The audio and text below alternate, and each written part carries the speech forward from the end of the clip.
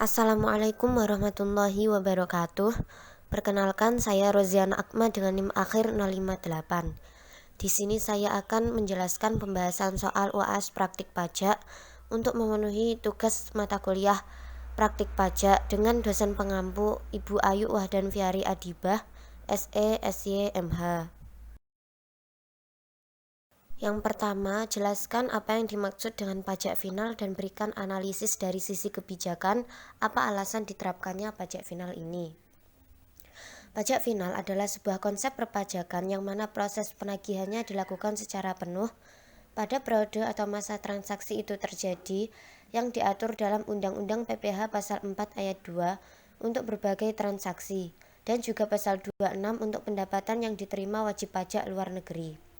Peraturan ini diterapkan karena alasan kesederhanaan dan kemudahan dalam administrasinya. Selanjutnya nomor 2A, menghitung besarnya pajak penghasilan yang terutang atas penghasilan bejo yang akan dilaporkan dalam SPT. Laba rugi sebelum pajak yaitu 860 juta rupiah. Kemudian rekonsiliasi fiskal yang pertama koreksi positif, biaya sewa bangunan 24 juta, biaya admin bank atas deposito 1 juta, biaya rekreasi 2.500.000. Kemudian koreksi negatif, pendapatan bunga deposito yaitu 15 juta. Jadi laba rugi fiskal usaha yaitu sebesar 872.500.000 rupiah. Kemudian dijumlahkan dengan penghasilan lain yaitu gaji honor dosen sebesar 15 juta. Jadi total penghasilan neto fiskal yaitu 887.500.000 rupiah. Terkait honor sebagai pembicara dan pendapatan dividen tidak dimasukkan dalam perhitungan PPh terutang karena termasuk dalam objek PPh final. Selanjutnya dikurangkan dengan PTKP. Wajib pajak sendiri yaitu 15.840.000 rupiah. Tanggungan kawin 1.320.000 dan tanggungan 2 yaitu 2.640.000 rupiah. Jadi jumlah PTKP 19.800.000 rupiah. Penghasilan kena pajak totalnya yaitu 867.700.000 rupiah. Kemudian tarif PPh terutang 5% dikali 50 juta 2.500.000. 5% dikali 15% dikali 200 juta yaitu 30 juta. 25% dikali 250 juta yaitu 62.500.000.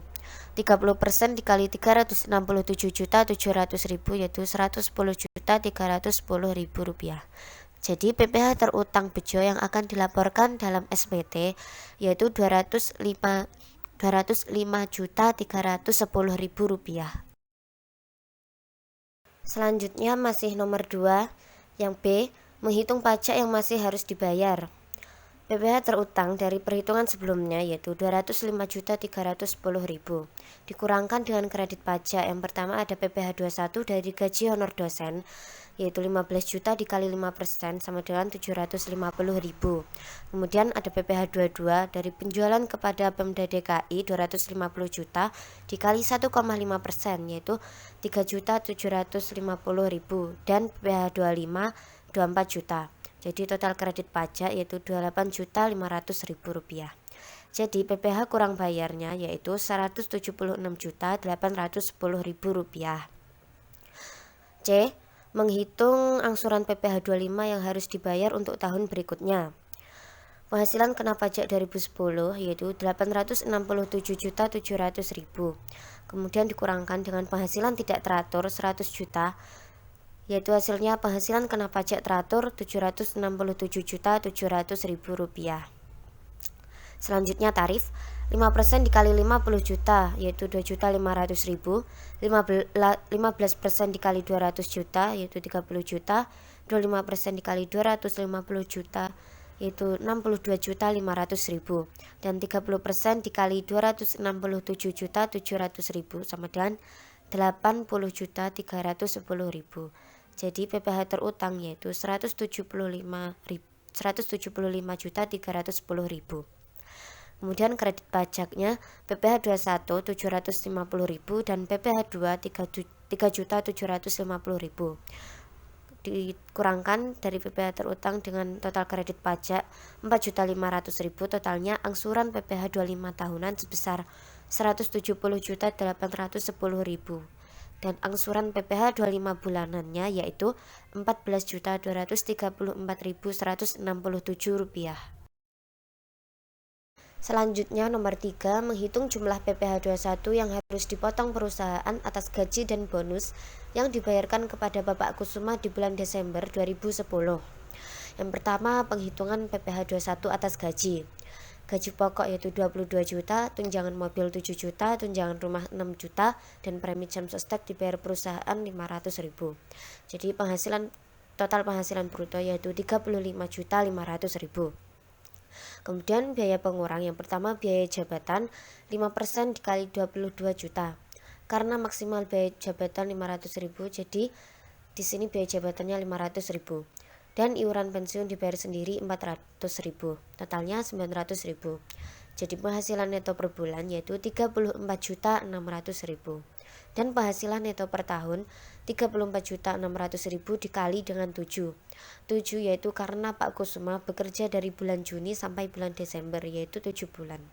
Jadi totalnya penghasilan neto per tahun yaitu Rp242.200.000. Kemudian PTKP wajib pajak yaitu 15.840.000, tanggungan kawin 1.320.000, dan tanggungan 3 yaitu Rp3.960.000. Jadi jumlah PTKP 21.120.000. Penghasilan kena pajak 221.080.000. Kemudian PPh terutang 5% dikali 50 juta yaitu 2.500.000 dan 15% dikali 170.080.000 25.662.000.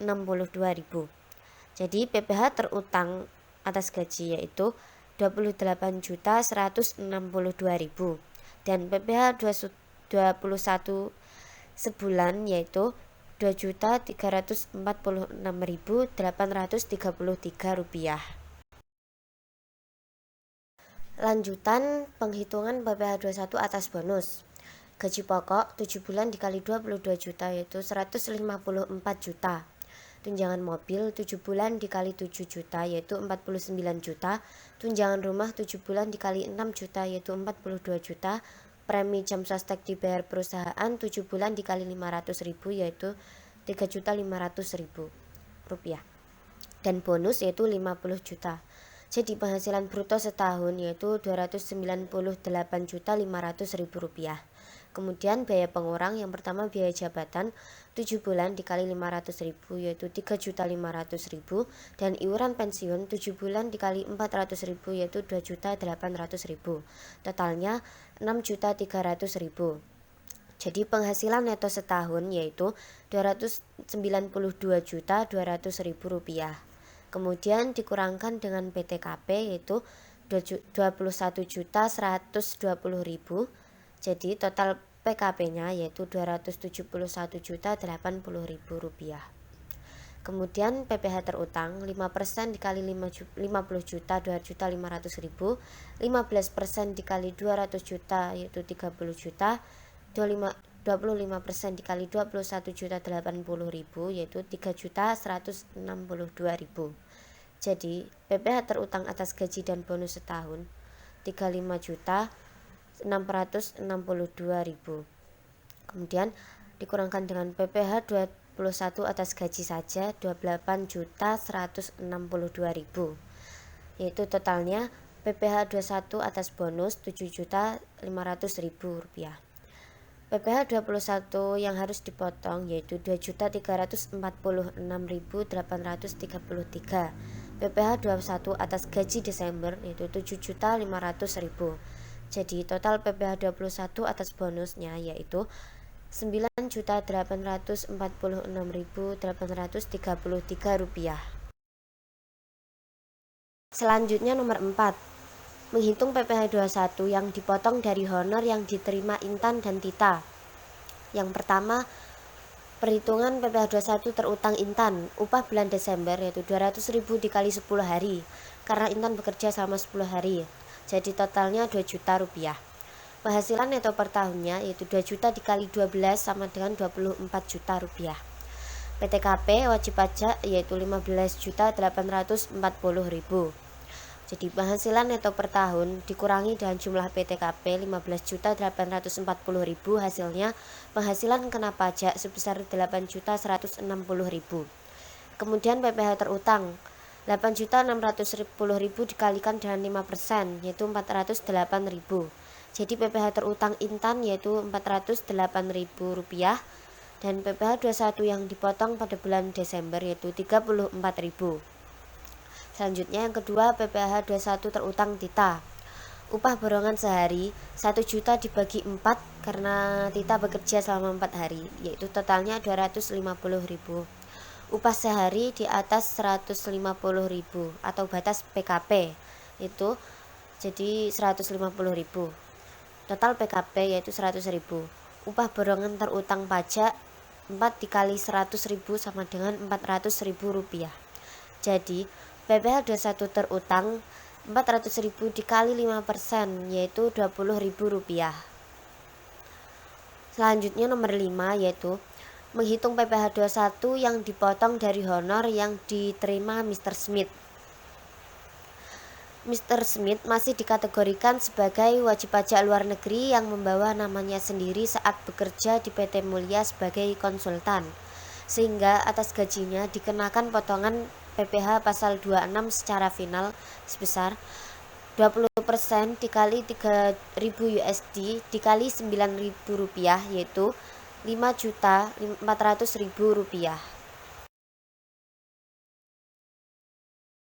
Selanjutnya nomor 6, diminta A. Tentukan jenis PPh yang terkait dalam setiap transaksi. B.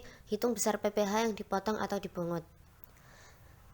Transaksi yang pertama, melakukan impor 200 set komputer dengan harga termasuk freight dan insurance sebesar $1.300 per set. Bea masuk yang ditetapkan adalah 20% dan pungutan pabean lainnya sebesar 20 juta rupiah. Kurs Mengkau yaitu 9.500 rupiah dan kurs BI sebesar 10.100 rupiah. Jenis PPh-nya yaitu PPh pasal 22. Perhitungannya $1.300 dikali 100 ditambah 20% dikali $1.300 dikali 200 dikali 9.500 ditambah 20 juta rupiah menghasilkan 2.984 juta rupiah. Jadi DPP 2.984 juta dikali tarif 2,5% sama dengan 74.600.000 rupiah. Transaksi yang kedua, menjual 15 set televisi kepada Pemda Jakarta senilai 30 juta, belum termasuk PPN. Jenis PPh-nya yaitu PPh pasal 22. Hitungannya 15 set televisi dikali 30 juta sama dengan 450 juta rupiah. DPP 450 juta dikali 1,5% sama dengan 6.750.000 rupiah. Transaksi yang ketiga, menjual barang elektronik untuk kebutuhan kantor PT Bagus Studio yang baru berdiri seharga 55 juta rupiah termasuk PPN.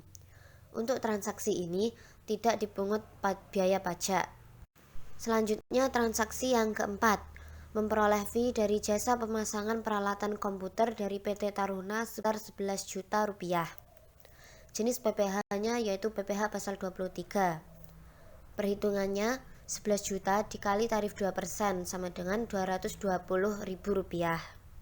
Transaksi yang kelima, membayar jasa manajemen kepada Mr. Brown atau WN Inggris sebesar $15.000, kurs Mengkau 10.000 rupiah, dan kepada Lembaga Manajemen Indonesia sebesar 20 juta rupiah. Jenis PPh kepada Mr. Brown atau WN Inggris yaitu PPh pasal 26. Perhitungannya $15.000 dikali 10.000 rupiah sama dengan 150 juta rupiah. DPP 150 juta dikali 20,0% sama dengan 30 juta rupiah. Untuk kepada Lembaga Manajemen Indonesia, jenis PPh-nya yaitu PPh pasal 23. DPP 20 juta rupiah dikali tarif 2% sama dengan Rp400.000. Selanjutnya yang keenam, membayar bunga kepada Bank BCA sebesar Rp15 juta, kepada Hong Kong Bank cabang Jakarta sebesar Rp20 juta, kepada Bank of Singapore sebesar $100.000, kurs Menggau Rp9.000, dan PT Materials Jaya sebesar 10 juta. Untuk Bank BCA dikecualikan sesuai PPh pasal 23 ayat 4. Kemudian terkait Hong Kong Bank cabang Jakarta diasumsikan merupakan BUMD atau bentuk usaha tetap, sehingga perlakuan perpajakannya sesuai dengan WP dalam negeri. Dikecualikan sesuai PPh pasal 23 ayat 4. Kemudian terkait bunga yang dibayarkan ke Bank of Singapore mengikuti tax treaty antara Indonesia dan Singapura yang menyatakan bahwa pengenaan pajak di Indonesia tidak boleh melebihi 10% dari penghasilan bruto. Pada penerapannya, tax treaty memiliki posisi yang lebih tinggi dibandingkan UU PPh. Dalam kasus ini, terkait PPh pasal 26 yang mengenakan tarif 20%. Perhitungannya $100.000 dikali Rp9.000 sama dengan Rp900 juta. DPP 900 juta dikali tarif 10% sama dengan Rp90 juta. Kemudian kepada PT Materials Jaya jenis PPh-nya yaitu PPh pasal 23. Perhitungannya Rp10 juta dikali tarif 15% sama dengan Rp1.500.000. Selanjutnya, transaksi yang ketujuh membayar audit fee kepada KAP Megamendung sebesar Rp100 juta. Jenis PPh yaitu PPh pasal 23 termasuk jasa lain. Perhitungannya 100 juta dikali 2% sama dengan Rp2 juta. Selanjutnya, transaksi membayar biaya sewa atas alat berat sebesar Rp80 juta kepada PT Adhikar. Jenis PPh-nya yaitu PPh pasal 23 termasuk sewa. Perhitungannya Rp80 juta dikali tarif 2% sama dengan Rp1.600.000. Transaksi selanjutnya membayar dividen kepada para pemegang sahamnya dari keuntungan tahun sebelumnya. Besarnya dividen adalah Rp5.000 per lembar saham. Jumlah saham beredar adalah 300.000 lembar saham. Pemegang saham perusahaan adalah Insinyur Wibawa sebanyak 10.000 lembar saham, CV Abadi sebanyak 30.000 lembar saham, dan PT Safari sebanyak 75.000 lembar saham. Untuk jenis PPh Insinyur Wibawa yaitu PPh final atau PPh pasal 17. Perhitungannya yaitu Rp5.000 dikali 10.000 lembar saham sama dengan Rp50 juta. DPP 50 juta dikali tarif 10% sama dengan Rp5 juta. Kemudian CV Abadi yaitu PPh pasal 23. Kepemilikannya 10%. Perhitungan Rp5.000 dikali 30 lembar saham sama dengan Rp150 juta. DPP 150 juta dikali tarif 15% sama dengan Rp22.500.000. Dan yang ketiga PT Safari bukan OP. Jadi PPh-nya yaitu PPh pasal 4 ayat 3. Kepemilikannya 25%. Selanjutnya transaksi yang ke-10 mengasuransikan gedung yang dimilikinya ke perusahaan asuransi yang berbeda yaitu Keloya Insurance di London dengan membayar premi sebesar Rp500 juta setahun. Dan ke PT Asuransi Kita sebesar Rp200 juta setahun. Kepada Loya Insurance London, PPh-nya yaitu PPh pasal 26. Perhitungannya 50% dikali Rp500 juta sama dengan Rp250 juta. DPP Rp250 juta dikali 20% sama dengan Rp50 juta. Dan kepada PT Asuransi Kita tidak dipungut pajak. Transaksi selanjutnya membeli semen dari PT Semen Cibinong seharga Rp250 juta dan menjual kepada Ditjen Pajak dengan harga Rp300 juta. Untuk pembelian semen, jenis PPh-nya yaitu PPh pasal 22, perhitungannya 250 juta dikali 0,25% sama dengan Rp625.000. Kemudian penjualan semen, jenis PPh-nya yaitu PPh pasal 22 juga, perhitungannya 300 juta rupiah dikali tarif 1,5% sama dengan Rp4.500.000. Selanjutnya, transaksi yang terakhir, menerima pembayaran dividen dari PT Adila sebesar 85 juta rupiah, di mana kepemilikan saham PT Arif adalah 15%. Jenis PPh-nya yaitu PPh pasal 23. Perhitungannya 85 juta rupiah dikali tarif 15% sama dengan 12.750.000 rupiah. Sekian penjelasan dari saya, kurang lebihnya saya mohon maaf. Wassalamualaikum warahmatullahi wabarakatuh.